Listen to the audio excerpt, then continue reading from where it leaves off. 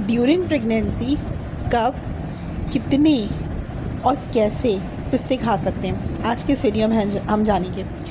पिस्ता एक ऐसा ड्राई फ्रूट है, एक ऐसा नट है जो दौरान हमल हर खातून को खाना चाहिए, क्योंकि इसके अंदर बहुत अच्छी अमाउंट में पोटेशियम होता है। इसका ग्लाइसेमिक इंडेक्स लो होता है। इसका मतलब है जो शुगर पेशेंट्स होती हैं वो आसानी से खा सकती हैं। इसके अंदर विटामिन ई होता है, विटामिन ए होता है जो बच्चे की ब्रेन की डेवलपमेंट में हेल्पफुल होता है। इसके अंदर जो पोटेशियम रिच कंटेंट्स होते हैं वो दौरान हमल जब पाँव में अकड़न जकड़न आ जाती है, पट्ठे चढ़ जाते हैं, तो ये उससे आपको बचाता है। जिनका पोटेशियम लेवल लो होगा उन्हें पट्ठों के अकड़ने का प्रॉब्लम होगा, तो ये उससे बचाता है। इसका हाई फाइबर कंटेंट आपको कफ से बचाता है, कॉन्स्टिपेशन से बचाता है, तो आपको ज़रूर खाना चाहिए।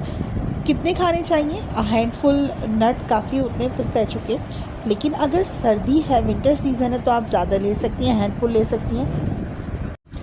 अगर तो गर्मियों में आपकी प्रेगनेंसी है तो आप 5 या 6 दाने पिस्ते के इनफ होते हैं, वो आप पीस कर ग्राइंड करके स्नैक के तौर पे किसी भी तरह खा सकती हैं। ये आपके बच्चे की ब्रेन की डेवलपमेंट में बहुत हेल्पफुल होता है। ये आपको टाइप 2 डायबिटीज़ से बचाता है, तो पिस्ते तो ज़रूर खाने चाहिए दौरान हमल। इसके अंदर जो प्रोटीन कंटेंट होता है ये आपको अच्छी अमाउंट में प्रोटीन देता है, ताकि आपको लेथार्जिक फील ना हो, वीक फील ना हो। तो दौरान हमल पिस्ते ज़रूर खाइए। कोई क्वेश्चन है तो कमेंट में करें। Stay blessed.